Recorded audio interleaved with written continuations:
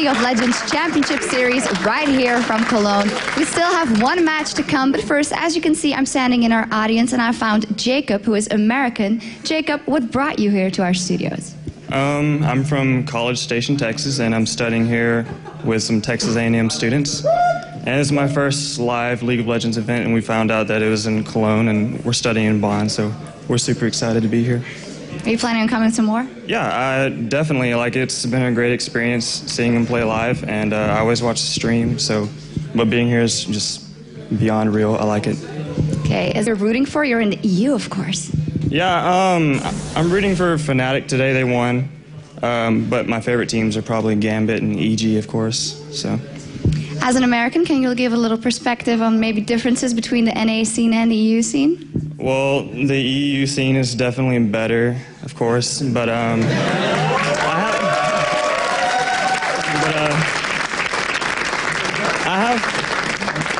have faith. Like, I really want the NA scene to do better. Like, I think they can step it up. So I have faith in NA, and hopefully they can surprise us all and do better. So. A bold statement, but when in Rome, of course. Which role do you prefer yourself? Do you have it in you to become pro? Oh, no. I'd like to work for Riot, but not as a... No. Well, good you said that on camera, I guess. Thank you very much, Jacob. Now, in the beginning of the show, we asked you which player has impressed you the most in the LCS so far, and we've got a couple of answers. I got one here from Thonk30. He says, well, GG Diamond, because he pulls out champs that nobody expected. I'd like to get the perspective of our analysts on that.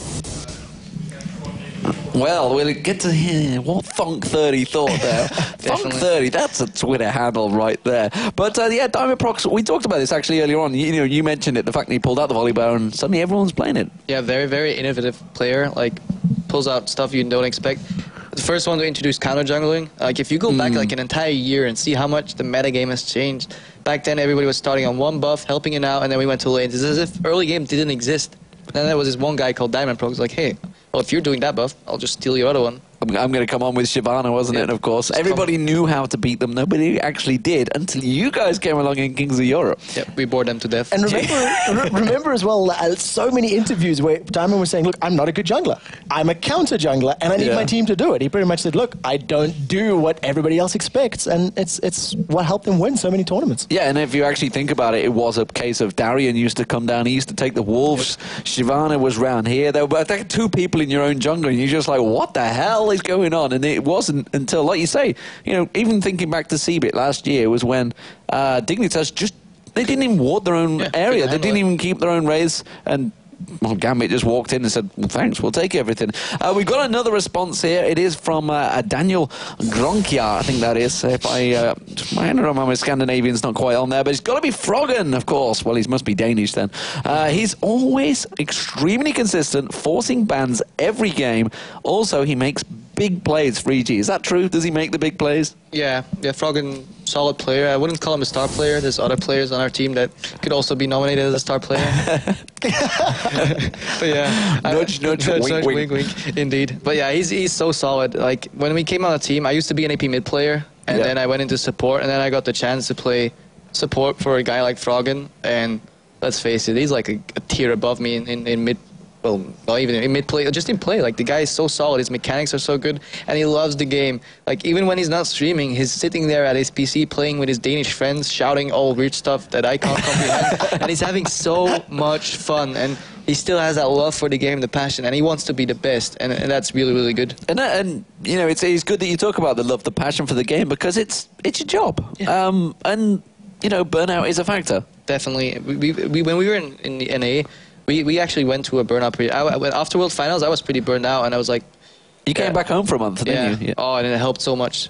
It was a really, really good experience to just get out of the pro scene, get back home, get grounded with your friends, feet back up the ground, and then go back and see your team again and just start from scratch again. Yeah, we have the same problem. Before we jump into the next question, how are you preparing for it now? Because there's so much content from the LCS. There's going to be a very short break. We're going to be kicking off Split 2. I mean, are you a bit nervous about it happening again, burning out again? No, because we're in a really, really good living environment now. I love living at the apartments EG got us, and it's really fun to be there. We all got our own room, so we have this little private time. We get a day off each week, and like, worst come worst, I'll just go home for a weekend. Like Belgium's not that far, and some of my mates are coming over like the next few weeks to watch the LCS games as well, and they're not like gamer fans at all, so they're really interesting to see. Gonna see you in the stardom light. Yeah, I'll be like, yeah, this is me. This is me. Yeah, because I remember seeing you obviously when you went back. You know how your fans. We've talked about it before. Multiple times. Off air, like how it's different that we get back to our friends in the pub and you're not they like just this. laugh at you. They're like, oh, Mr. Big Time, check Big him Shot out. comes in, yeah, pay me a beer. Yeah, give me a beer. Yeah, why don't you? And it's great to get grounded like that. So it's interesting to see it like that. I mean, I had a friend that went over to season 2. He's not into esports whatsoever, and his eyes were just open to this whole new world. He's like, what the heck?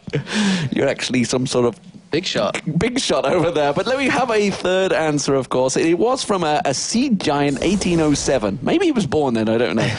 It is Expeke, quite simply because he has been the most consistent player. You'll always expect good games from him. And that's, I guess, true. You can't deny that. Definitely agree there. Like, if you go back season 1 at the start, who was there? Expeke. And he wasn't there the first day either. Yeah. Day one missing. Yep.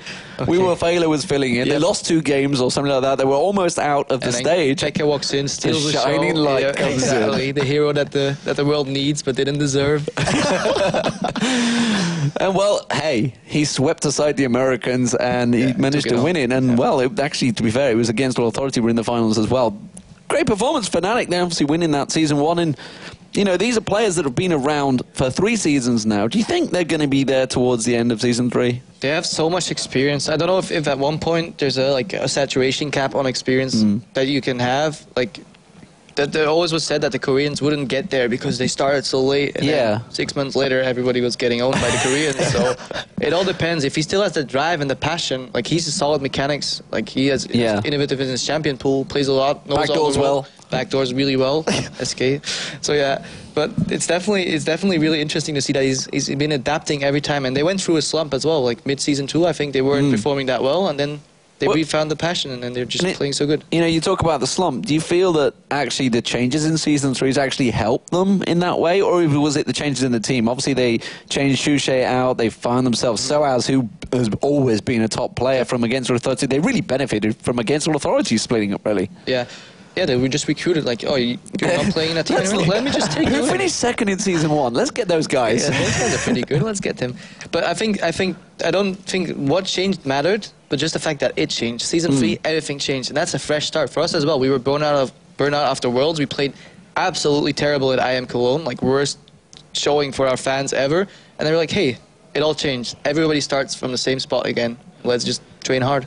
Let's ask you the question, actually. We've talked about some of the other people, but in your opinion, which player has been the most impressive thus far? You know, it's only 2 or 3 weeks in. You've watched some of the NA games, you watched some of the EU games, and from your perspective, is there a shining light at the moment? Well, I'm obviously kind of biased. Well, who would have guessed? Well, outside of my own team, I don't know. There's plenty of good, solid players. Like, look at Alex from Gambit, former M5, Diamond. Is like anybody on like the top 3 teams that have been around all the time are good. Like Invaders as well, Support have been around for ages. They often they only give the spotlight to the players who like make those really funky plays, but there's so many players that have been around so long that just demand respect. Consistently making the top level plays, you know, keeping it real really in the top level of the game.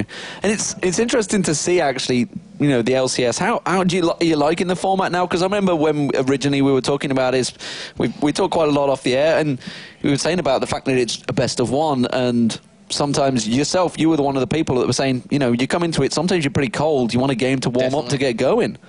I prefer BO3s because I think if we're better than another team, we'll take them in a BO3. Yeah. But then again, if you want to make a league format, you need to give those smaller teams a chance to make an uproar and come out on top.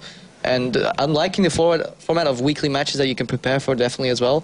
And I think Riot heard the complaints or the comments on the fact that they want more international matchups because this is all region based. Yeah. But I think at one point there will be teams going to different events facing off against other regions, and I think that's a good mix. As long as we can sometimes play the other regions as well to see like where we're at. Gauge where you're at, yeah. And then of course the pinnacle of the season will be World Finals, and everybody wants to be there. Well, that's what everything is building up towards. But I mean, are you liking the fact that, you know, like you mentioned, it's kind of like OGN was. You have that week to prepare. some sort of special tactics towards it? Is there anything that you, obviously these guys coming up with the next match, you know, how would you approach that one? I know I had a conversation with Snoopy when North American LCS was on. He was talking heavily about the level 1 play that you practiced with Fnatic. I mean, you had a great level 1 start against Fnatic. You really bullied them. They didn't get anything at the start. Yeah, basically, it's fun to go back, watch the VODs, the first few minutes, and you're like, hey, these guys are falling into a pattern. Like, a lot of these teams, you won't notice it because it's only a 1 game every time, but if you line up the replays, you're like, oh, this is the ward They're doing this always again. placed, They're doing this and again. 50% chance this ward. But hey, this is always exposed. And I think that's a lot of teams need to learn about themselves. I think we should also watch our replays, because if you fall into a pattern, people will read you like a book, and then they'll exploit that. Well, let's see if that pattern does get exploited, of course. The next game coming up, it's going to be Giants versus Against All Authority. What are you seeing with this one? We've seen Giants come back against Dragonborns. They seem to dwell on the chaotic play. Do you think Against All Authorities have what it takes to stop them? Because they seem to be the up-and-comers right now. Yeah, they have a really, really solid team, and they have like some niche picks, some niche play styles. They like backdooring and split pushing a lot.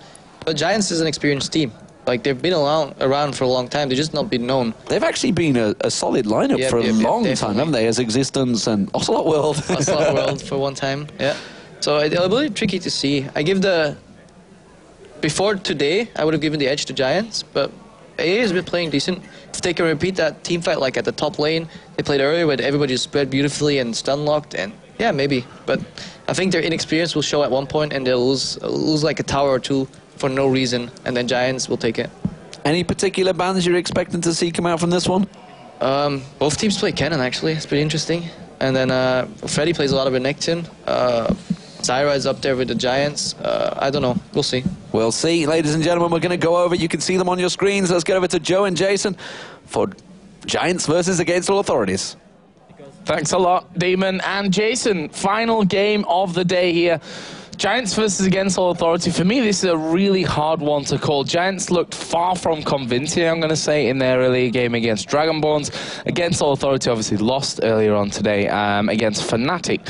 So, you know, where does your money kind of lie in this one? I think I'm going to give it to Against All Authority. I mean, they showed us today that they're a really good team. They had a really strong early game, and then they kind of just let it slip again. Like, you know, it seems like most teams are doing these days. But I feel like if they get the right picks, they should be able to take the Giants on, and also the bans, because, you know, the Giants are really well known for playing Kennen as an AD champion. So, well, let's have a look at the two teams here and how they're going to be facing off against each other. First of all, for Giants, we've got Samox, Morden, Exterminara, Jim Bones, and Babetta. And over for Against All Authority, Freddy, 122, Virtual, Schleia, Nono, who always looks so happy, and Corralius. Who also brings out songs in even the best of us. Just can't control it. Even the producers were playing that song earlier on while we were doing rehearsals. But let's have a little bit more of a closer look at these two teams and who the star players are going to be on either side. Because, you know, we've got some real big personalities in this one. This time around, we're going to be taking Virtual as the man to watch, obviously, in the jungle for Against All Authority. The newest man, technically, in this team. And you've also obviously got Freddy, the lone Englishman here in the LCS. You know, if you take me and Demon out of the equation, since we're not playing anyway. Schleia, Nono, and Corralius. Yeah, I mean, Virtually came into our European LCS qualifiers, like, I think it was a couple of days before, to replace their previous jungler, and he really showed that he can play really well with them. And they even mentioned, you know, we seem to play a lot better with him than we do with our previous jungler. He's been doing a lot of Xin, a lot of Shen, and we'll see how he plays this game. Yeah, it has been very strong. Obviously, Jarvan was the one that we saw him playing that last time around. And as Krepos, didn't really get too involved in those early levels, which may have cost them going forward. Let's have a look then at their opponents for this one. They are, of course, the Giants. And there is Babetta on your screen, the support player, which I still think, and I'm sure Krepo will agree with me, that the support players just don't get enough love in the community. Obviously, he's joined by Samox in the top lane, Morden in the jungle, Extermin in the mid lane, and Jim Bones, the AD carry. Yeah, I have to agree as well, Joe. I mean, supports never really get focused on, but there's a lot of things they do that you don't notice. Like Krepo, when he's talking about it, you know, we time stuff, we're talking about the next move, we're thinking ahead, you know, 5 or 6 steps where to go. And that it's a shame that we don't get to focus on that a lot. Well, we'll see how the supports come in. Maybe we can give them a bit more focus this time around. As per usual, before we get into the game, we're going to have a quick look at what these two teams had to say about this game.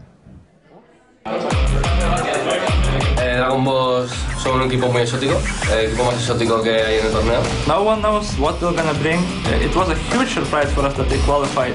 En medio juega cosas muy variadas y diferentes al resto. Esto también con Evil. Y juega a muchos movimientos y a presión en línea. That's the one team I'm looking forward to play because I think playing against them will teach us the most, and they can show most surprises in the whole season. Some interesting comments there. Both teams really saying that their oppositions can be some of the most surprising teams to play up against. So maybe they're not quite so sure about what's going to come out in this game. Still think they're going to ban the AD Kennen though. Yeah, most likely. And I have to agree, though. I mean, they can be very surprising. For against Authority, we saw Freddy122 playing AP champs. I believe he played Karthus in one game in the bottom lane 1v2. I mean, he can play AP, he can play AD, he can play Bruisers. You never know what he's going to use in the top lane. And then you have Jimbones, who, if you ban out his Kennen, he can show you new champions or new AD carries for him that you haven't seen, and you'll kind of could be on the bad receiving end if you play someone very good. Well, we're into the bans and the picks, so let's have a look then. Lux banned out first by Giants. Surprise, surprise, Kennen banned out here by Against All Authority. Thresh then taken away by Giants. He's also maintaining that 100% ban or pick ratio this in week 3. Obviously, the first week he's been available. Rise was then the 4th pick, which obviously, the 4th ban, I should say, which was obviously the choice of Against All Authority aimed at Extermin. Elise then taken out by Giants. Yeah, that Rise ban is a perfect thing to use, because Giants have been using that Volibear Rise combo really well. I mean, you fling him in, you lock him down, it's really hard to escape, not to mention Rise, who gets extremely tanky, as we saw in that last game they played earlier. It's really hard to deal with, and Exter, I mean, he's an exceptional Rise player, exceptional Kassadin. We might see that as the last ban, but with 6 seconds left, we will finally find out what they want to take away, and also what first pick is going to be. Yeah, I'm interested to see what actually sneaks through. And you can almost, you know, with that first pick, which we actually get first, figure out what's going to be first. So it is going to be Kale, the last ban, and I was going to say, if it's Xin Zhao, then it's probably a Kale last ban, and if it was a Kale ban, or if it was a Xin Zhao last ban, then it would probably be Kale in there first. Oh, and we do have Vi slipping through, and it looks like Against Authority want to show that they can play her as well. Sona being picked up as their support, very safe pick if you're not sure exactly where the other team's going to go and you're not sure what you want to use. Not to mention that Crescendo is always so devastating in team fights if you can land it on 4 or 5 members of the opposing team. But Giants now, who do they want to pick up? They have Xin. We saw him play in the top lane last time. And Morden's been playing a lot of Volibear. He's also been playing quite a bit of Mundo, but I'm going to go ahead and assume that will be a jungle Xin. But what do they want to pick up here? I'm trying to think. Kassadin, I mean, it is available. But Extra hasn't played him in a while. No, but I can't even remember how many hundreds of times I've seen Extermin play Kassadin. All the way back to, you know, the early days of competitive League of Legends when me and Demon used to cast the Go for LOL, for example. We always had the Extermin in there, playing a bunch of Kassadin going through those tournaments. So, you know, we'll see what they go for. Wukong is available. And he has, actually, sorry, that was over for Against Authority, but we do pick up, looks like a Zyra and a Caitlyn. I was trying to think. I mean, Zyra is also a potential mid play out of Extra, who plays pretty damn good Zyra. But you know, Against Authority, they're going to pick up here their. I'm going to assume their AD carry, since they already have it on the other team. They only give away their top lane, mid lane, or even jungler potentially, since they're not exactly sure where Vi is going to go. Yeah, and obviously that for Giants, we could see that Xin anywhere, pretty much, around the map. So let's have a look then for Against All Authority. Obviously, Caitlyn out of the picture now. We have actually seen No being very Ezreal orientated. We know that he's a great Ezreal player. Currently sat with Nidalee, and there is the Ezreal.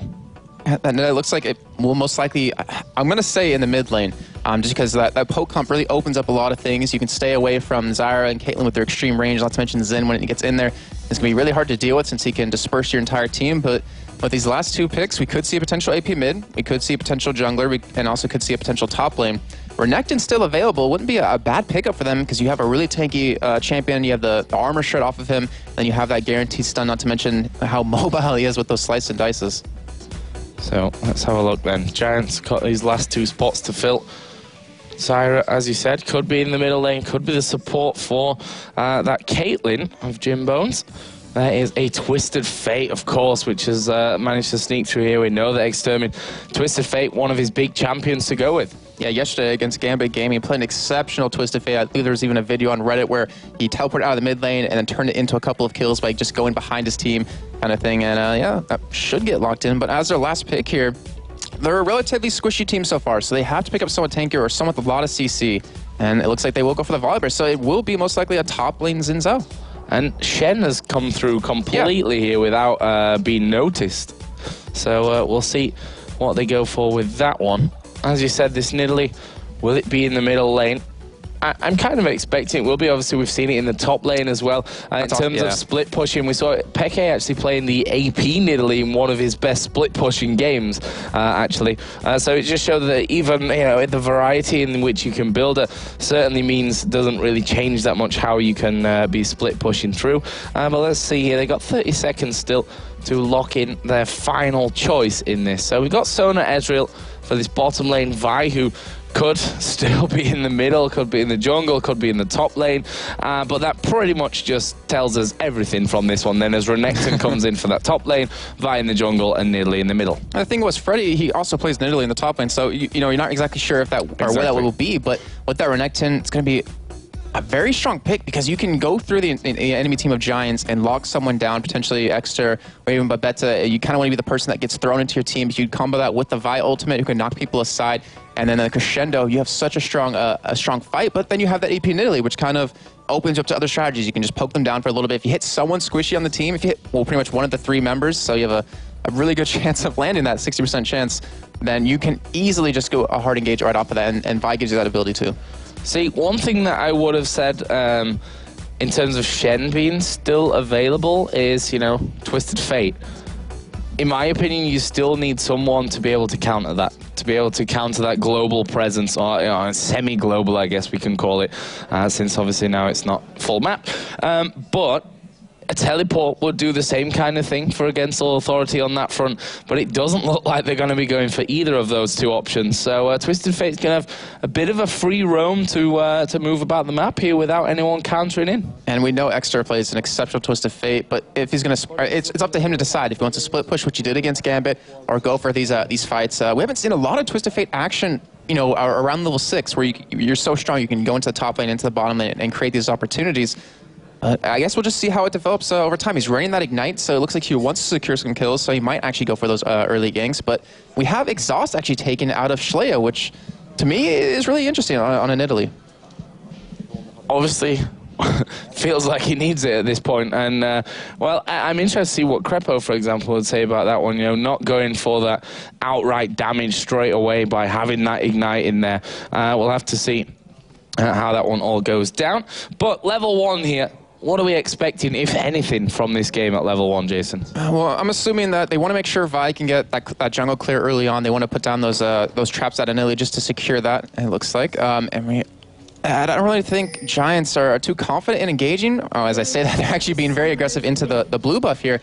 They have a decent team for it because you have that potential flip, but that will really set Morden behind the jungle. You have that Grassy Roots out of Babetta, and then you also have the gold card out of Exter, but they're kind of just sitting in that mid lane. It looks like they want to do something, but they're not exactly sure what, or they're just trying to bait out a couple of wards out of AAA. Well, right now, Giants moving to the top side here, looking like they want to get that ward down by the Wraiths. There it is, put down by the support. Babetta actually does have that pink ward available, which is actually not available over the other side. Is Corralius here going in there, going to get that ward down. Morden and Exter are actually coming in onto me, and that is a very, very early flash use by a support which early on is very squishy. That could come back to bite against Soul Authority in the behind. And it's really funny because Morden actually took his Frenzy level 1. He didn't have that flip available, and obviously, if you're on the other team, you're not going to know that. But with that pink ward, they denied that vision that was put down that ward. It really creates a lot of mind games. So now you don't know where Morden's going to go. He has that flash up. You have the gold card in mid lane. You have the Grassroots at bottom. You could easily create an opening for him. Well, let's see then. Looks like we're going to settle into a more standard start after those early ward positions were put down. Virtual and No here going off by the Wolves. Going to be getting some help here on the Giant side as well for Morden.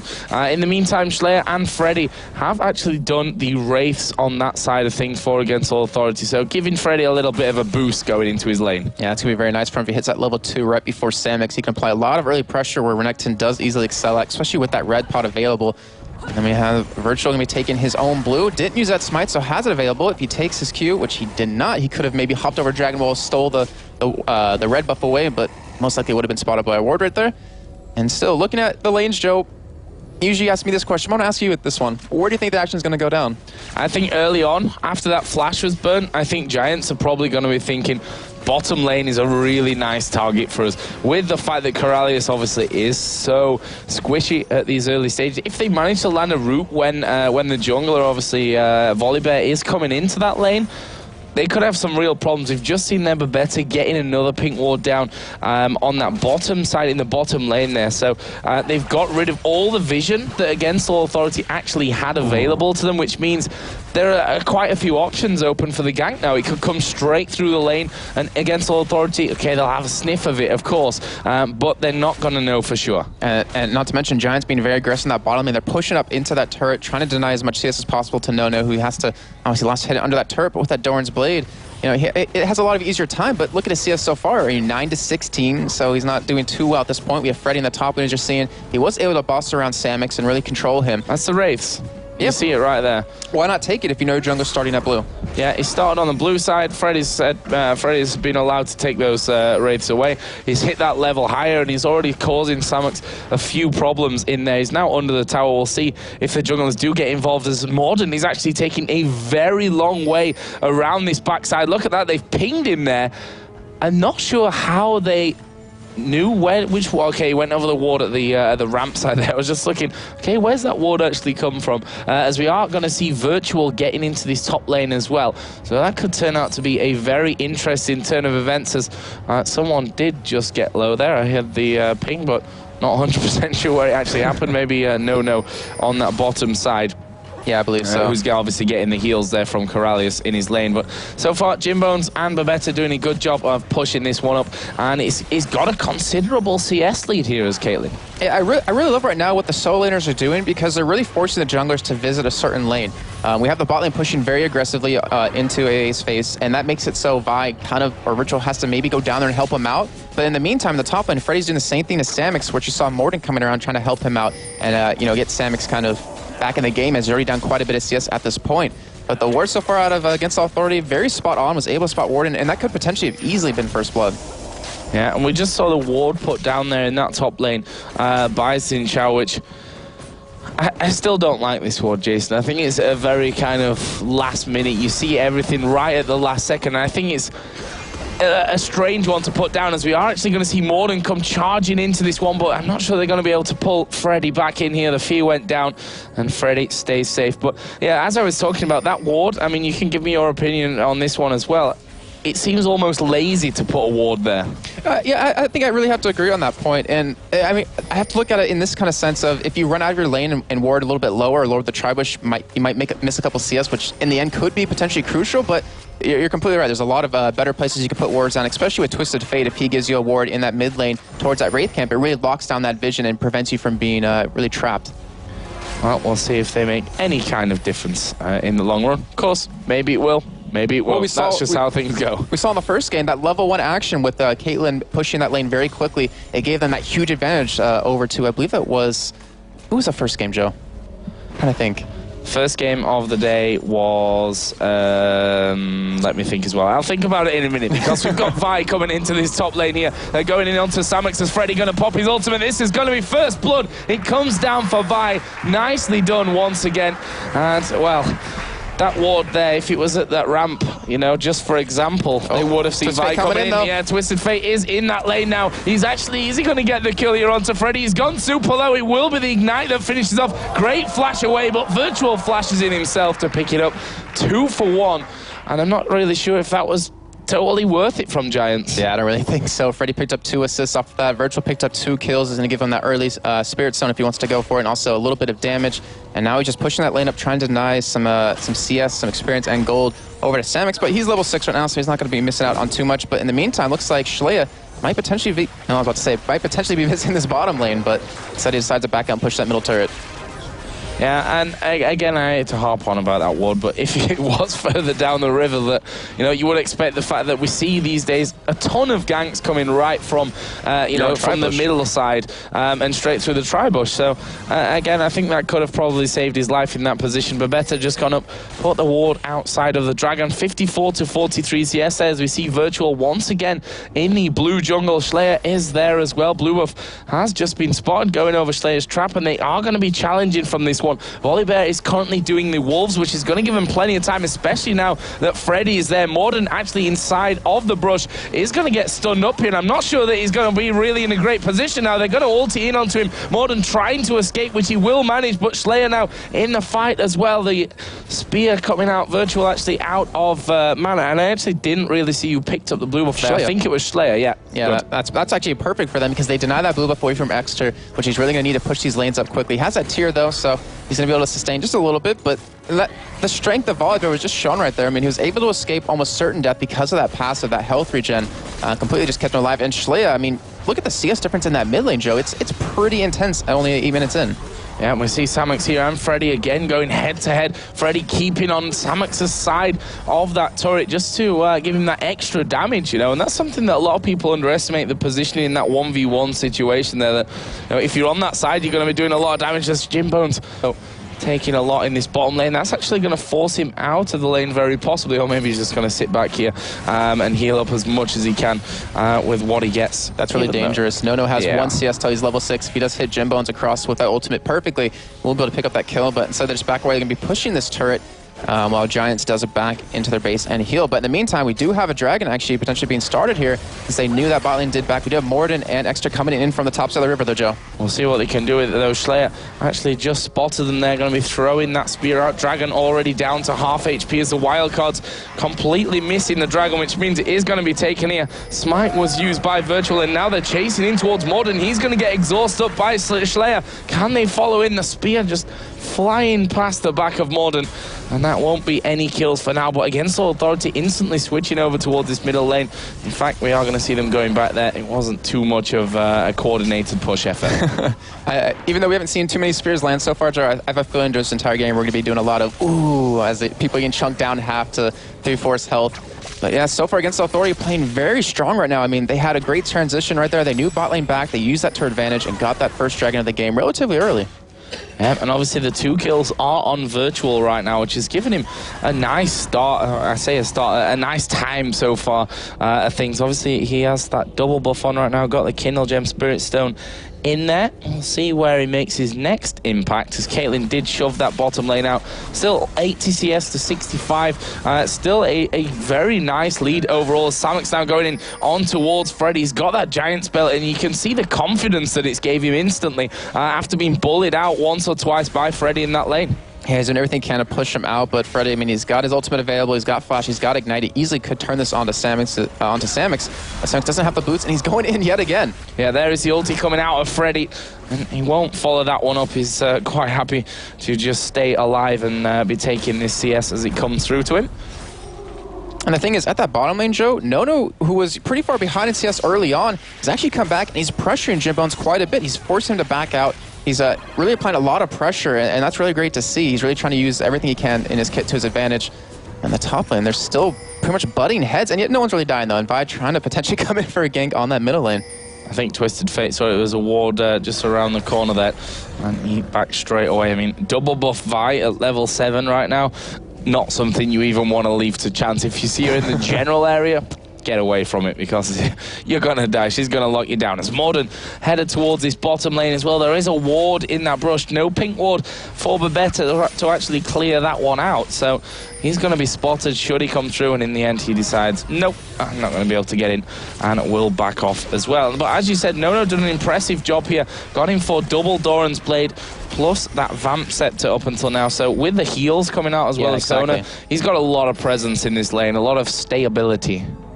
I like that word. Yeah. I like it. I mean, every time he hits Jimbones once, he's going to keep that damage. It's going to be very effective. And with Ezreal, I mean, you have so many skill shots. You have, like Q obviously in the W if you want to hit that, but he hasn't leveled that up just yet. But also the Arcane Shift. It really applies a lot of pressure to Jimbones. He has to play very safe. But in the meantime, a 2-man push on this mid lane right now, Joe. And it looks like Oh, I was about to say, it looks like they're going to try to go for the turret as they do back away in the end.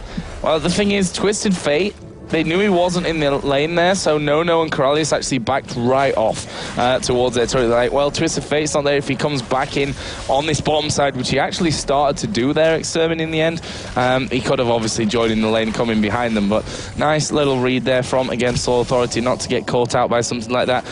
The items there, needlessly large rod for Nidalee, obviously a big AP boost there. Yeah, very true. I mean, extra, he went around the backside because of that ward that Nidalee put down to try to get that gank up on the bot. Oh, as you see, one Spirit Connect, I mean, no AP, oh, sorry, not no AP. He has an AC large rod, 139 AP at this point, and he's really starting to chunk them down as long as he does land those. In the top lane, Freddy's still being very aggressive. As you see at the bottom, I mean, we see a Vi coming in for a gank, but Crescendo missing, though. Yeah, they're going to go in here on towards Babetta, going to get exhausted. Will put the roofs down, but will they be able to follow in for this kill? Twisted Fate did pop his ultimate, but he's going into that top lane. It's a 3-man gank on Freddy. He's going to get flipped behind, but look how low Extermin's gone from that one. He's going to come back in there with a blue card. Samuks picks up the kill. Nice work from that Twisted Fate again. Yeah, very, very great play. It actually scared Against Authority off on that bottom side. They started running away like, oh crap, Twisted Fate's coming down, but instead he juked them, went top, picked up one kill for that. And this turret, it actually might get under a lot of pressure here if Against Authority can push up to it, take it out, and completely make up for that death. Well, Babetta's down to half HP right now. Not really much mana in there, but in that entire time, Slayer here, you can see just hammering away on the turrets. That's going to be that turret going down as Babetta in trouble now. Can Virtual get through? No, he can't, but Nono will flash in there. Picks up his first kill of the game, and now Jimbones is fancying his chances. Not really got mana to work with to throw those Piltover Peacemakers over there, but he's forced them away from that turret, but good job from Against All Authority. Strong presence in this bottom lane from Virtual. Yeah, it would have been even more perfect if they could have gotten that turret as well, because Dragon will be up in about a minute. If you could have shoved that lane, you would have had that completely open to yourself. But, you know, with that top turret down, falling for Against Authority, Freddy's going to be out there getting that free farm. And this might be Giants' chance to go for that Dragon since they missed out on that first one. I see Schleyer just getting his blue buff. We saw it the last time around, Schleyer actually stealing that blue buff away from Extermin. Again, the gold card just helping Extermin put down some good damage onto him. He's going to be focusing in onto that tower. Obviously, doesn't have the tower behind him, which is something that Extermin's really got to be quite aware of at this stage, that Vi can get in there behind him. He's got a ward on the bottom side, but nothing on that top side. So he's got to really have an eye on that and probably get that vision down. He does have a ward in his inventory right now, so I'm expecting that to go onto the top side. Yeah, it's a really good point, Joe. And also, I mean, he's also applying a lot of pressure into the mid lane, which really forces them to react to it. It forces Schleyer to sit there and keep that farm off the turret so he can protect it, not roam around and maybe pick up a nice spear that leads to a kill or two. Mordaunt has just come up there with that red buff that he previously picked up. So have a look at the AD carries. 113 to 122 CS. Jimbo's still got that lead as Nono there, almost standing on that trap that Jimbo's laid down. And if you look at the items between them, both got a BF sword. Berserker Greaves with the Vamp Scepter and Doran's Blade for Jimbo's. The double Doran's Blade plus the Vamp Scepter and the Tier 1 boots is almost ready to go up there. And we are going to see, by the looks of things, Twisted Fate getting involved here at some point. Against All Authority are down there. Here comes Twisted Fate now into this bottom lane. They're going to land the stun onto Nono. Acing the hole comes across. They get the knock up as well, but they just don't have the damage to finish it. But that may be enough to give them the Dragon. Yeah, it was a great crescendo by Corralius right there to pretty much stop them in their tracks. But like you're just saying, that Dragon might be taken away here. I don't think Against Authority can really afford to fight this, as all 10 members are currently sitting by this, and they do decide to back out instead. And they actually are going to concede it, which is kind of interesting because of that. They got the crescendo used. They got Nono pretty low, and yet they weren't able to capitalize off of it. Yeah, see, they're scared of these spears, and rightly so. You can see the damage that they're doing with that needlessly large rod, plus a blasting wand now in there as well. I mean, Morden, who's got that giant spell in, half of his health went when that pretty much full-range spear slammed into him. So that's a nice pickup for Against All Authority. Obviously, we're tied in turrets, 3-2 their leading kills, and they have a 2,400 gold lead. Yeah, I wouldn't be too surprised if they actually roam around to pick up a couple of more turrets, because they have the top available, obviously, as they lost theirs, but they have the bottom one as 3 members. Currently going to pick this one up, gives them even more of a gold advantage, and, you know, they're sitting on a decent amount of gold. Once this turret goes down, they can complete a couple of big items. That death cap should be done for Shalea when he does go back, and that's really going to create a lot of problems if they do that. And that Super Samuks going 1v2. Wow, this is very ballsy play from Samuks, but he's got Extermin and Morden coming in the side. They're going to try and lock down Virtual. They're going to pick up the kill as well. Samuks is at fault from that one. Flash in from Morden, flash away from Schleyer. Both going at it with the flashes. Oh, as that spear comes in, that was heavy range, and I think Samux would have died from that one. Yeah, he probably would have. And those good intentions out of Against All Authority to try to deny that blue buff away again, but just getting a little too cocky. Virtual paying the price for that. And still, in the end, that blue buff does go over to Exter. So he has a Shim, has a Blasphemon, and that Tear the Goddess stacked up about halfway. He has some pretty good damage, but the laning phase is pretty much over at this point. You can't make any big plays into these lanes to go for some ganks unless someone does make or go for a step out of line out of Against All Authority. Look at the vision here on the bottom side of the map for Against All Authority as well. Pink Ward at Dragon. They've gotten probably an excessive amount covering that bottom side of the river. One in the middle, one in the bush, one in the tri-bush. Not getting through there without being spotted. And then they've just covered that whole line there. One on the ramp, one right in the middle lane, one up towards the blue buff on the other side. So a lot of money down on the ground at this point for Against All Authority. But we usually see that kind of play paying off. And the timings are pretty much exactly the same for those wards because they wanted to secure that dragon, which they ended up doing. We have two turrets being, or one turret being traded each here, as Giants was able to pick up that bottom turret. Caitlyn now getting a little bit of advantage with CS, as we do see Exter going head-to-head against Freddy in that mid lane. But, I mean, with that Sunfire cape, you can't hurt him. Nope. I mean, even the AP is not going to do damage to him. He doesn't even need to build any magic resist against that, but we do have Schley getting caught. Yeah, he does get caught out there, but he had Sona coming in from that backside as the spear comes across. Good dodge again from Samux. Seen him a couple of times dodging that spear, and they've thrown his way so far. But the problem that they have here, Giants at this stage, is obviously they've lost all of those outer turrets now, which automatically means that Against All Authority have got more room to, you know, slowly but surely push them up through their jungle, take away those buffs, and even those, you know, the smaller creep camps, which at the end of the day, if you do that 5, 6, 7 times in a game, you're going to be gaining advantages. Yeah, as Krepo was saying, he likes to kill them slowly in terms of gold. He's actually getting caught yet again, but Vi coming up from the side. Looks like he will just defend him or just protect him. But Joe, you know, looking at as these fights are going to progress, when we see team fights happening, the Giants, they have Samux and they have Morden to really dive in and get someone. But the problem is you're going to go through a lot of damage to get there. They're going to have a really hard time catching Schley or catching Nono or even Coralius unless they, you know, pretty much let themselves be caught. And over on the Giants side, I mean, you can't really protect Twisted Fate, Caitlyn, and Zyra that well if you have, you know, some sort of burst happen, which Vi creates. She creates an opportunity for your team to get in there if you follow that up with a crescendo. Yeah, and you've got Volibear obviously to get in there to fear around, to flip, but where do you flip them? You've got to flip them away from those carries and not closer towards them, which, you know, Renekton and Vi probably be quite happy if you flip him in there. Yeah. It's just like, well, thanks for that extra bit of ground that you just made up that we don't need to use our abilities to make up ourselves. If we look at the CS right now, good lead, a brilliant lead really for Renekton. He's approaching 1,000 gold lead. Middle lane 151 to 149. That's actually nicely caught up by Extermin, who was behind that earlier on. One in the bottom lane is all the AD carries 167 to 170. So that is also very much even.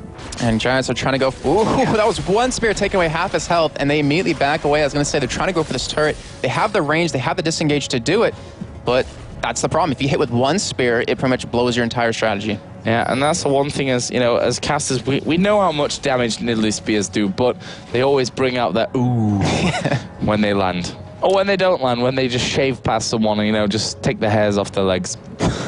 But either way, where's the next action going to come down, Jason? We've got Dragon coming up here in 1.5 minutes. Against All Authority have that gold lead, even though it's not a huge one for them. And look at this, they're actually going to go in towards that inner turret, which has not really been defended so far. They've seen Jim Bones come across, and that will be enough to just force them away. But again, it's about pushing up that middle lane as much as you can, and the other lanes, with the fact that Dragon's coming in, and make sure they're as far away from that objectives as you can keep them when it does spawn.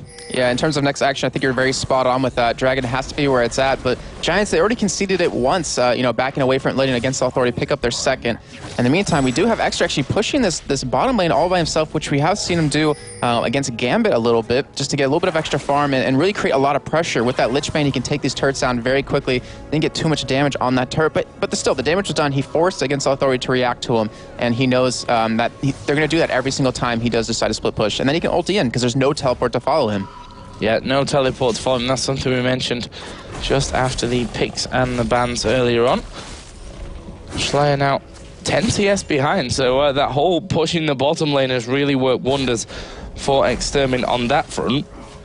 As we see wards down as well from Giants. That's trying to counter that loss of vision that they've had from losing that outer turret as well. So they still know what's going on that exact central area of the map. Dragon coming up now. Well, it is now live.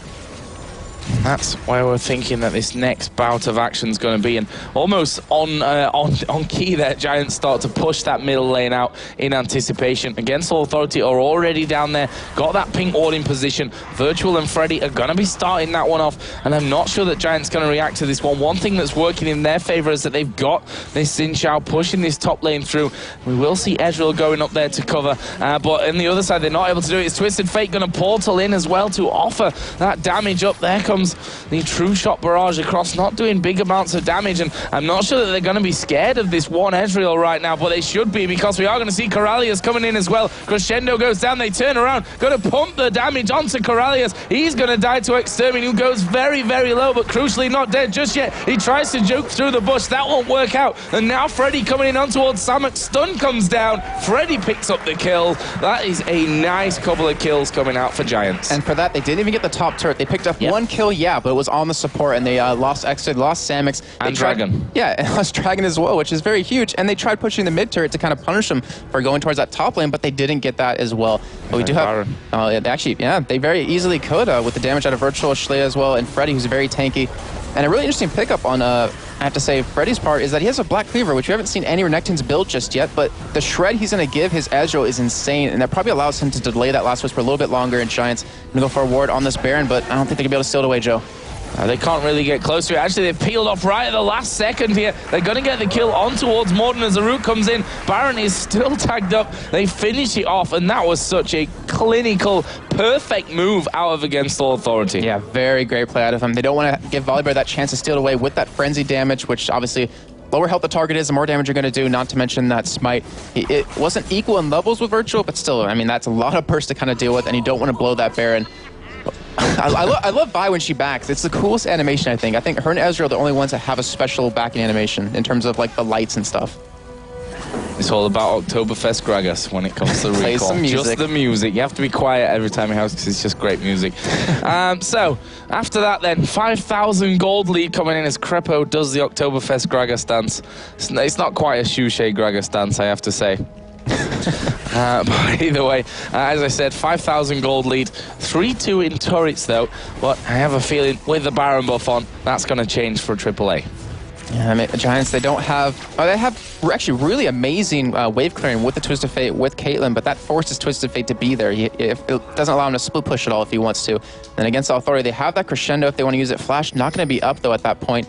And still, the Vi ultimate, we haven't seen a really, 5-on-5 oriented team fight where that Vi ultimate is very crucial. It's all been about the ganks with him. But they are making a play on this bottom lane. Schley is in their base, and they should be able to pick up this turret if they have that mini wave finally come up. There is a ward being taken down on that bottom side, just put in place. As Against All Authority do actually back away from that bottom lane somewhat. They're headed over towards that middle lane now. Minion's going to be coming in, nearly just doing that as Virtual showing us what he's got, or what his skin's got mostly. And now they start pushing look at Renekton, Joe. That not quite coming in. Freddy is waiting off here in the wings. Let's see if they can get involved in this one. Jimbone's absolutely nuked. Here comes a True Shot barrage. Nicely dodged, but here comes Freddy as well. Jimbone's going to stay safe for now, but the turret won't be able to suffer the same fate. Crescendo comes out. Extermin going to get locked down and nuked by Against All Authority. No picks up the kill, and they continuing towards that inhibitor turret. We are going to see the Zyra ulti coming in, but honestly, aside from the knock-up, it's not doing a whole lot to stop this push from Against All Authority. There is the inhibitor down in maybe a second. There we go, finally will be finished off. And now AAA, actually they're going to get Virtual thrown back in towards the team. Jimbone's doing a good job of hammering away at them. He will flash over the wall and also moving away as well. Ace in the hole comes down, not enough to finish him off. Good move from Against All Authority. And that's exactly what we're talking about, Joe. When that spear lands, you can get that hard engage. Giants were doing such a good job of dodging all of them throughout the entire game, but it only takes one to make you lose a fight and an inhibitor, as you saw right there. So well played. But they've all backed off now and left this middle turret a little bit open. And Giant's going to go in there. I mean, it was very low on health anyway, so quite an obvious target at this stage for Giants. the Dragon actually headed up here to spawn in 1 minute and 40 seconds, so we might see either team. And Giants, you know, at this stage, the Dragon's not a massive amount, but still something for Giants to have, you know, some goal total to add to what they've got to try and claw back the deficit that they are currently playing with. Let's not forget they're going to have super minions coming down the middle as well, which is going to further distract them. And Against All Authority are actually pushing that one out. Nidalee going to go into this bottom lane to have a go at Extermin, and there comes the spear out. He's below half HP already. Schleyer, will he go in for the chase? I think he thought about it there for a second, but actually backed away to finish off picking up those creeps. That was insane. That damage is just ridiculous right now. And Schleyer has a decent amount of farm, also has a kill and assist. And Joe, I mean, we've seen Against All Authority pick up 3 dragons so far. It's helped accumulate their gold that they currently have. You mentioned the mid lane's going to be pushing up against Giants, and they have to kind of defend against it, which leaves 2 turrets to be taken by them that are open, well, obviously on the outside. And not to mention, it allows you to apply some pressure, because Virtual, again, we still haven't seen that ultimate come down to really open up a fight, but we had such great position out of Freddy last time to just get around the backside, so it pretty much forces Giants to move in one direction, because they have to dodge a Spear and they have to dodge Renekton, so it's a really easy land. And oh my god! So this is, True Shot Barrage coming across, actually flashed away from there by Extermin, needed to do it as well. They're going to pick up this inner turret now. Well, the question that I'm wondering is, are Giants going to be able to stop them here at the inhibitor turret? Extermin's going to go back, heal himself up, come back into the fight. Obviously, they've got decent amounts of health to be tanking this turret up if they need to, but stun card coming out there, volley bear fling could really cause them some problems, as No is going to get flung right into the middle. He gets shut down, absolutely destroyed. Zyra ulti comes in. Virtual now the focus for Giants. Virtual is going to die as well. Double kill for Twisted Fate. Schleyer over on the side just throwing spears. He's trying to protect Corralius here, who will flash away. Twisted Fate ultimate is down. They've got vision of the runners, and in the end, Samex decides we can't quite push that one out. In fact, I think there's super minions streaming in towards those Nexus turrets right now. And Joe, that is the same mistake that No made yesterday against the Wolves. He kept getting caught and he kept getting exploded upon each time. Luckily for him, Schleyer was able to carry it with that Orianna, but this time you can't afford to do that, because now you lost 2 people, you gave away a lot of gold. Luckily, you did pick up the Dragon to kind of counteract that. You didn't get any objectives off it except that bottom turret, but that was obviously before that fight even broke out. And No, he can't do that anymore. He has to play more passive. Even though, I mean, that was a very ballsy play, you have to say. Yeah. Just an arcane shift in there and be like, hey guys, what's up? Yeah, but that kind of thing can cost you, you know? Yes, it's a very bold move, but, well, it doesn't always mean you come out on top as Morn gets hit with a spear again. Obviously, not quite hurting as much now. Warmog's finished, got a Negatron cloak in there as well. But one thing I wanted to point out is Against All Authority, when they were preparing for that inner bottom turret, they warded the entire bottom side of the jungle. We saw Virtual was just sauntering around in there. Yeah, okay, Giants had some vision there back in the end, but that's only really after that fight just happened that they got all those wards down. So we'll see if they give the same treatment to the top side of the map where the inner turret is still up as well. And that's the strength of taking so many dragons. I believe they have 4 now, is that you give your support the ability to pick up some items a little bit early on and get that many more wards. Not to mention, as we're seeing right now, Renekton and Vi both have 3 or 2 wards on them apiece. It just really creates opportunities for you, which you can't overestimate. Or underestimate, sorry. There we go. Using the right term. See, more wards put down. Actually, an Oracle right now. Jimbo's having to use that barrier to keep himself alive, as we see. Ultimate coming out, didn't quite hit Caitlyn.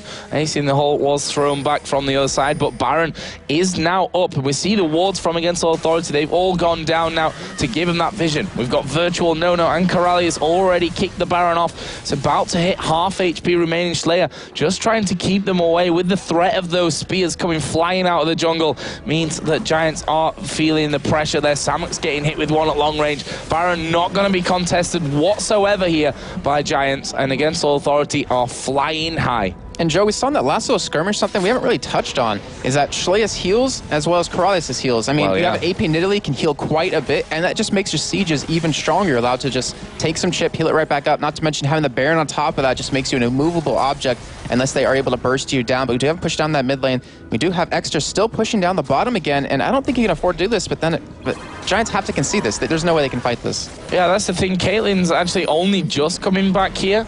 Against All Authority, don't have vision anymore of that bottom side. But Extermin going to be pushing out, and I think Against All Authority just going to say, well, fair enough, you go about that. You're going to have to come back if you want to stop this 5-man push that we're pushing in the top lane. Inner turret is going to go down, and there's not much they can do, and probably shouldn't even bother to be around there, and indeed they won't. That is turret number 7 on the board for Against All Authority. And they are just taking this game pretty systematically right now. It's just, you know, it's like step 1, do this, step 2, do this, and they're just going by the book at this point, as they are going to be trying to poke as much as possible, as you're seeing, because they have that mid lane pushing up with the super minions. We even have Freddy on the side, which really, you know, pinches them in if they want to go for that engage. You hit one spear, Freddy's going to come in with a slice and dice and lock you down and kill you. And especially if they hit Jim Bones as well at that range. That's, you know, Xin Zhao got hit with it, but that's a lot better than if it hit Caitlyn, well, that's Xin for sure. has 3,700 life. I mean, it's quite a bit. Oh, there's another one in the right direction. Not quite got the range that they were looking for. Another one skimming past Jim Bones. They've done a little bit of damage to that inhibitor turret, but not really too much to talk about as the spears continue to fly through that wall. And that's the danger if you've not got vision. You're just hoping that you don't walk into spears in that situation, which is a lot more common when obviously you don't have those wards down there. Freddy actually coming in through that middle lane. Bottom's actually pushed out, which is one thing that's helping Giants hold on so much onto this bottom, onto this top lane. Right now as Morden again gets hit with a spear from Nidalee, and they've already taken it down to less than half HP, and it's just a poke that's coming out. I mean, they've got no heals coming out there. Obviously they've got Zyra there in as a support. They're up against a team that have got 2 substantial heals as well, and they just can't hold on to it right now. And the thing is, with that poke, oh, actually, do have an engage on a virtual right now. Yeah, he's going to get a lot of damage put onto him as the crescendo comes out. Samek's forced to back off. He's still alive though, as Extermin tried to get in there with the gold card as well. Will he be able to land that one? No, not quite. Against All Authority, start to back away. Morden gets hit. The Baron buff is still running though. And Joe, looking at Virtual's health, he was dropped down to about, was it 10-15%? He's already back to full health. Just the power of Nidalee healing, the power of Sona, and the power of Baron. But I love what Freddy was doing that entire time. He was just sitting in the mid lane, or in the middle of the base, forcing someone to deal with them, and also pretty much forcing Giants to kind of, you know, react in some sort of way. And what that poke kind of did for Against Authority is that they popped the passive on Morden. So that's pretty much giving them the idea of, hey, we can burst him down now. There's no way he's able to survive the damage that we currently have. So, little pause coming in. Apparently, Virtual having a couple of problems here with freezing. He's actually going to leave the game and reconnect in. But right now, Jason, I mean, 54 to 46,000 gold, 7-3 in turrets. Big poke coming out of Against All Authority, big heals coming out from them as well. What can Giants do to, I think survive is the right word at this stage, and then think about turning the game? Well, right now what they have in their favor is the ability to clear the waves extremely quickly, because you have that wild cards out of Twisted Fate, you have the Piltover Peacemaker out of Caitlyn. Once we get a couple more items completed, most likely that last Whisper on a Jim Bones, he'll be able to just tear through anyone that comes right at him. But it goes back to the basics. If you can't dodge a spear, you can't dodge well, if you can't dodge a wrench, you can't dodge a spear kind of thing from dodgeball, but they're not going to survive. They can't win those fights. What they really need is a paramedic, Jason, to save their lives.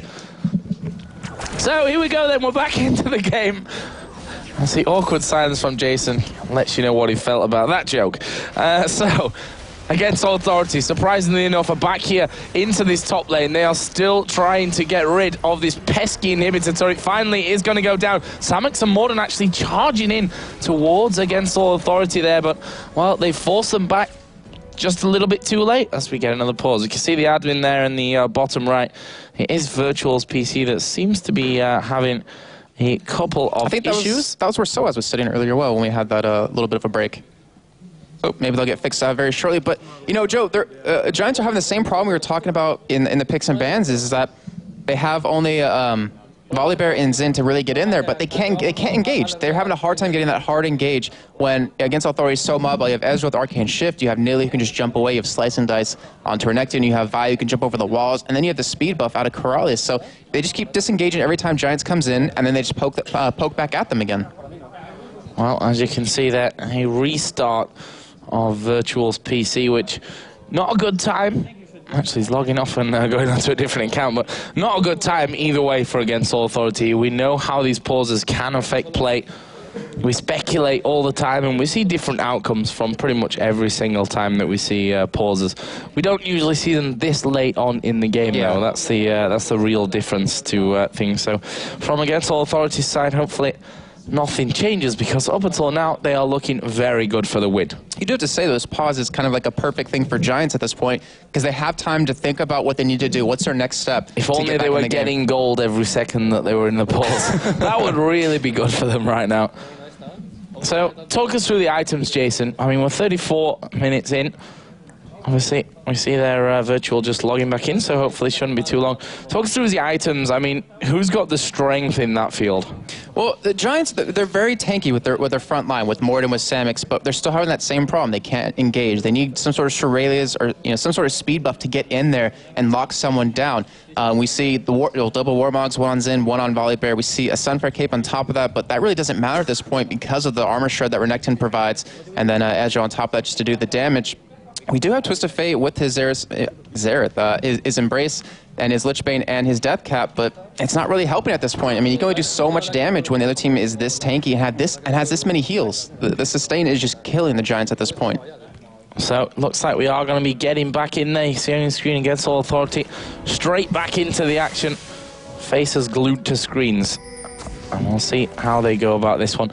They have backed away. That Baron buff pretty much running out right now, and that's because they're all sat on about 2,000 or more gold at this stage. So it's a good time to go home and spend your hard-earned cash and even more power. I mean, Ezreal alone there, 2,500 gold. We see Giant Belts being picked up. I think there was a Void Staff there for Nidalee as well on that last round of buys. When Ezreal goes home, it's going to be even more. Yeah, Nidalee did pick up that Void Staff. We had a Locket of the Iron Star picked up on Corrales. We had a Warmog picked up on Virtual, and an Aegis of the Legion picked up on Freddy, and then an Oracle picked up as well onto Vi. So they're going to control the jungle of Giants. They're going to pretty much suffocate them as much as possible, and they're coming back. As we see Ezreal finally back and Vi picks up a BF sword, but they're coming back with even stronger than they were before. And if Giants couldn't deal with them then, they're not going to deal with them now.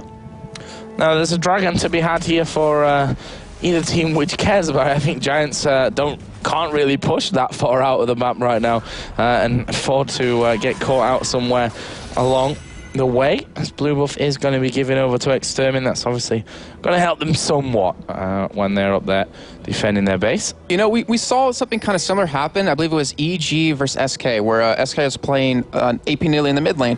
But what they did was they kept stealing away the blue buffs, which made it so they couldn't siege. They couldn't keep throwing spears as much as possible to potentially chip you down. Unfortunately, Giants, they didn't have control over that blue. It was pretty much the other way around. Against Authority had control of the Giants blue, and that's really pretty much hit them at this point, or even, well, obviously earlier, where they just can't stop Shurelya's damage, and they can't stop these spears that keep coming at him because he has that blue buff every single time.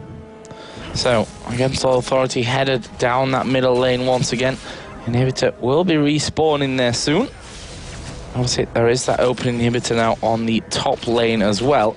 That's what they opened up just that little bit earlier on with that push in the top lane. So I'd imagine they'll be revisiting that top lane as we see the wards going down inside of the base to grant them that vision. They're going to have all those positions on lockdown. Spear just flashing by Morden. Baron up in 1.5 minutes. But still at this point, I mean, Giants have got one ward down there. I'm not sure exactly what the timer is on that one, so not sure really if they're going to have any vision of that going through. It's about halfway done, so it might be just that lucky if we see them backing away. But right now, they're going to be going, if they go up towards that Baron, pretty much blind into what could be a very nasty trap. Yeah, I think they're really going to have to give that away. There's no way they can compete with the damage that Against Authority has, even if they do get that strong engage. So AAA just going to try to take as many inhibitors as possible, then back up most likely, pick up that Baron, and then just end the game. As we see, ooh, another Spirit Lane onto Jims right there. It took him down so low. He just... You got to be able to dodge these spears at this point. They're just so deadly. And whenever you see a Nidalee, you have to know that if you do get hit with one, they're going to engage right after that. And Giants don't have a strong disengage minus Babetta. So AAA take down the inhibitor. Middle inhibitor, as I said, was coming up soon. It's now there for the taking for Giants. And surprisingly enough, Shurelya says, well, I'm just going to go hide behind the wall and throw my spears every time they come off cooldown into the general area and see what we can connect with. I mean, it probably only needs a Mystic Shot and a long-range spear, and Jim Bones is dead. Yeah, I think so. I think you're right. As we saw that last time, that one spear dropped him, I think it was like 300 health. But this inhibitor, they're being very cautious, which, you know, you have to kind of respect for Against Authority. Yeah, they're pretty far behind at this point, but they don't want to throw this game. They're not too comfortable with it just a head-on engage, so they're just playing their composition the way it should be played, and that will be the second inhibitor down. Baron is back up. Oh, so look at bottom as well. Oh, that's so many minions stacked up, Joe. Yeah, that's a lot of minions in there. I'm not sure that Giant's going to be able to clear out here in sufficient time. No actually taking a lot of damage. He's going to get rooted. They're going to go in for the kill here. No gets healed up. Ace in the hole going to land onto Nidalee. That's the first kill coming down. Ezreal out of the fight. A flash away from Slayer. Extermin not going to be able to catch up with him. They need to turn around and go for different targets. AAA going to head through that tri-bush. That will keep them safe for now. Nidalee's actually on the top side of the jungle there. Going to be backing. Hopefully for him, they don't come creeping around the corner. But as far as it goes for Giants, it doesn't get much better than that at this point. They need to rush Baron, which it looks like they're doing at this point. They need to get in there and really just kill it as quick as possible, give them some sort of advantage. And No, yet again, getting caught, Joe. I mean, we talked about that last time at the bot lane where he well, pretty much died and they lost 2 members, but this time just him alone. But still, he might actually lose the Baron buff for his team, and that might be enough for the Giants to, you know, get in this game because of that sustain. Oh my God, he actually might die to... No, okay, good. He almost died to Baron. He actually uses barrier there. He was pretty scared about that Baron coming in. Slayer chasing down the backside, but better dodges away from that on Virtual coming in. And Against Authority said, oh, you think you got enough to take Baron, do you? Well, no, you're not. We're just going to force you off from that one. Giants saying, well, you're probably right. And they, Against Authority are going to be taking this one away again, and then they'll move on that whole methodical way that they've gone up until now of taking down as much as they can with each push. Obviously with that Baron buff on makes it a lot easier, and they're really looking good to take another victory here in LCS. We're going to see them going home one more time. Let's have a look how much gold they're carrying at this point. 2,200 on Ezreal, 1,400 there for Vite. We've seen Mercurial Scimitar picked up by Ezreal, haunting guys for Nidalee. Bloodthirster actually picked up there by Caitlyn fairly late on in the game, but always a great thing to have in your arsenal. But can they do it here, Jason? Is it possible for Giants to come back? It is. I mean, it kind of diminished when you saw Nono pick up that Mercurial I can't even say the word. Say it for me, Joe. No. Please. Please. Scimitar. Yes, that one. He picked that up, so any kind of stun is going to really allow him to escape, which has been the biggest problem so far. Him being out of position, getting locked down, and then dying. If Giants can pick him off, they easily can turn these fights and win them, and then, you know, go for a hard push, because it's pretty late in the game, Joe. It's pretty much 41 minutes in. Oh my God, Babetta almost gave one shot, but it's 41 minutes in. So if you die, you're down for a long time. And if you lose a 5-on-5 team fight 0-5, you almost like lose an inhibitor, even the game. Did you see the route that he took there?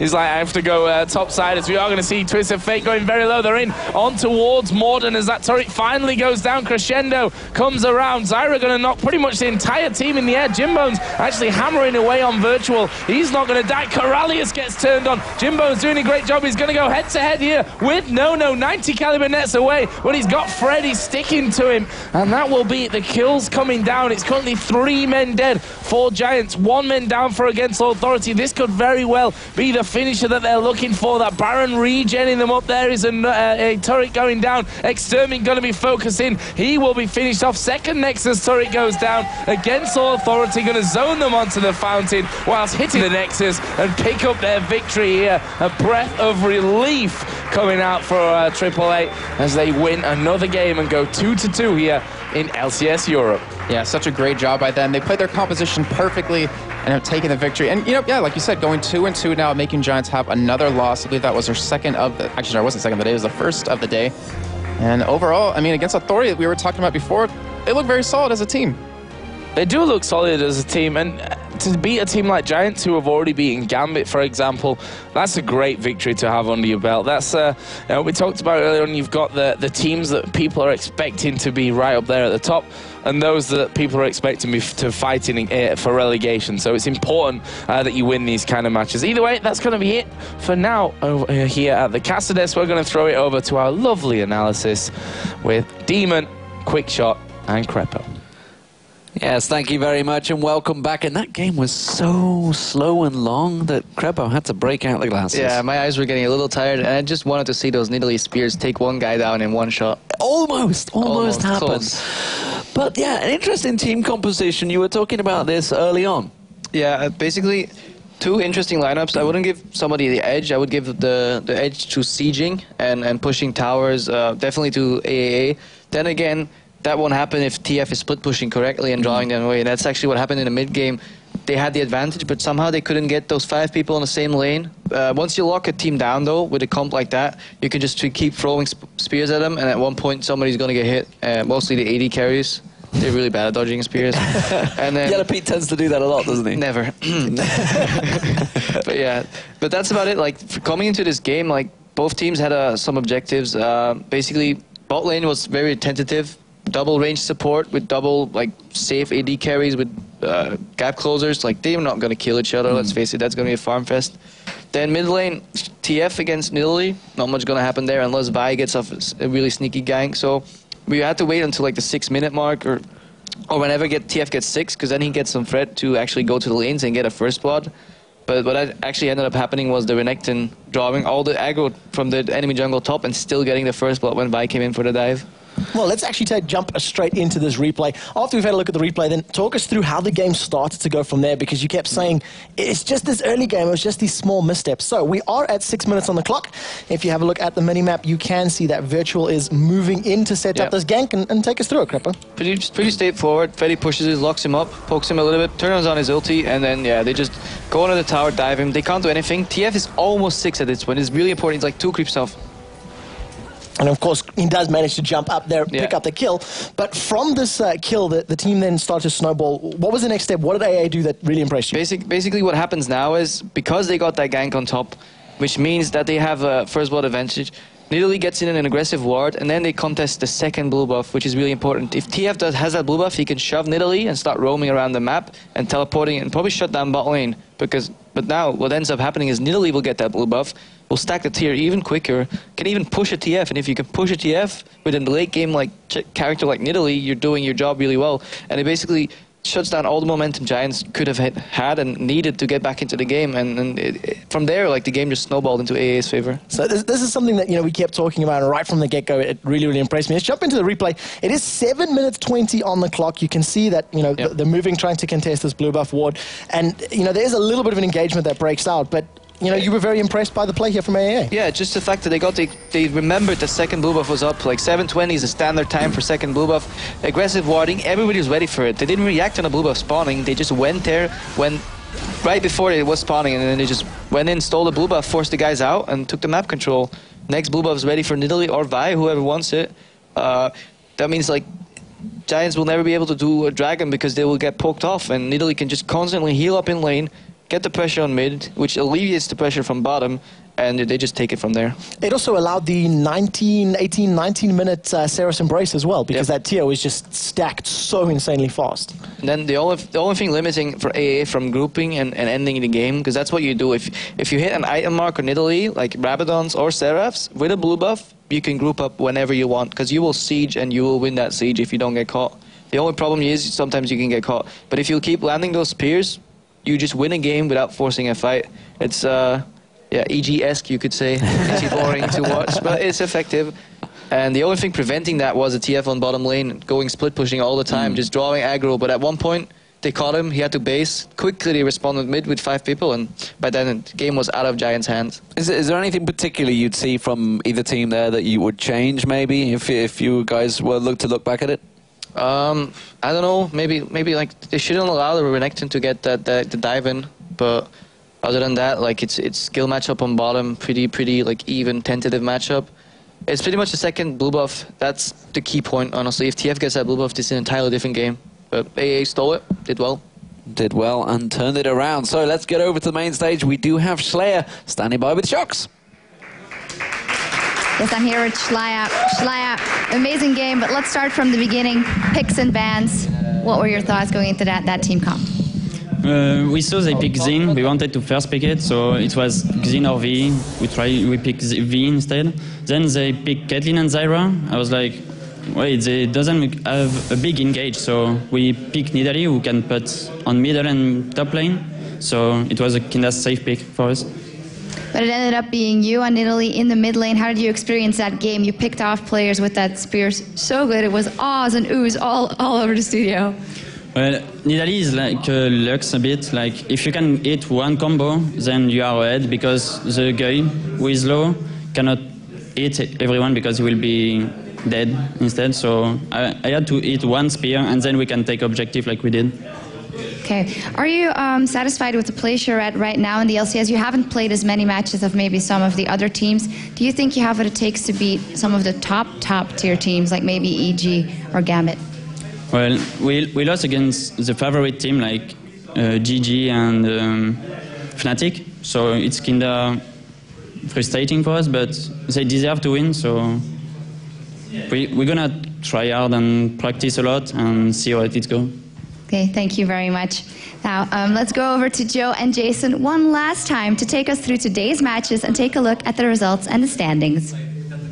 Thanks a lot, Shock. So, Jason, good day overall there. That last game, you know, long and drawn out, but against Authority had their match plan and they stuck to it and picked up the victory. Yeah, they played that poke comp perfectly, and the thing is, if you're a European caster, you have to get used to that with EG, as we even mentioned, the long, drawn-out games. But still, I mean, everyone loves seeing those spears, as I think Shox was mentioning. Everyone in the audience was just like, ooh and ah, every time a spear would land or almost land. And they're a lot easier to dodge, by the way, when you're looking from our point of view, where you can see everything. That's why I made the point about the wall, that if you don't have a ward over the top, those spears come pretty quickly towards you over a short distance. But either way, let's take a look at the results here for today. We've had 4 great games. Of course, we started off with Giants taking down Dragonborns and Fnatic beating against All Authority. And then Dragonborns keeping Copenhagen Wolves completely defeated, winning that game as Ozone Giants take the loss against All Authority. Yeah, so you missed an against out of that one. I didn't want to sound weird, but that sounded more weird by not saying it. Against All Authority. So that brings us to our MVP of the day. And today we have, in fact, selected Yellow Star. Obviously played Misfortune earlier on. I see there it's KDA of 5.6, gold per minute total of 341, and an average gold of 12,000 as well. Looking very happy in his photo there as well. So congratulations to Yellow Star from that. Fnatic, obviously, coming out with strong performances today. Yeah, and I mean, and Yellow Star, he's been solid throughout the entire event so far. I mean, he played 3 Misfortune games in a row. One of them, he was he like 9-0 and 8 or something like that? He just wasn't killed at all. Great position by him. And week 3 was honestly pretty damn good. Well, that's it from me and Jason here at the caster's desk, and for the guys, of course, over on the analysis desk. Crepo wants to say thank you very much. I can feel that already here for us. But if you guys miss any of the games, of course, from North America and from Europe, don't forget you can find the VODs plus all the stats, the latest team info, and the recaps over on lolesports.com. And don't forget to use that spoiler button, because you might need it if you've missed some of the games already. We're going to throw it over to Shox to get some final thoughts for the day. But as I said, thanks for watching. That's it from us here at the Casa Desk. Thank you very much. Well, Fnatic grabbing the first spot here in our European LCS. Strong performances by against All Authority and Dragonborn. Sadly, no victory yet for the Copenhagen Wolves. But that wraps up our European LCS weekend. But remember, next week, both NA and Europe have Super Weeks. All the North American action kicks off Wednesday with the first Super Week of the season. The day starts with Vulcan versus Counterlogic Gaming, followed by Marn versus Curse, and a ton of top matchups. It all begins at 11 a.m. Pacific time. That's 8 p.m. Central European time. But of course, over here in Europe, we kick off the Super Week on Friday at 11 a.m. Central European time. And the matches are going to be top over there too. We have 12 matches, 12 hours full of action. That's something to look out for. The first match will be Fnatic versus the Copenhagen Wolves, followed by Gambit versus Dragonborns, SK take on against All Authority, Giants versus Fnatic, and tons more. That's it for this weekend from me, D-Man, Joe, Jason, Quickshot, Crepo, and all of the hardworking crew here in Cologne. We'll see you next Friday, a little earlier than usual, at 11 a.m. Central European time. That's 2 a.m. Pacific and 5 a.m. Eastern. Thanks for watching, and goodbye.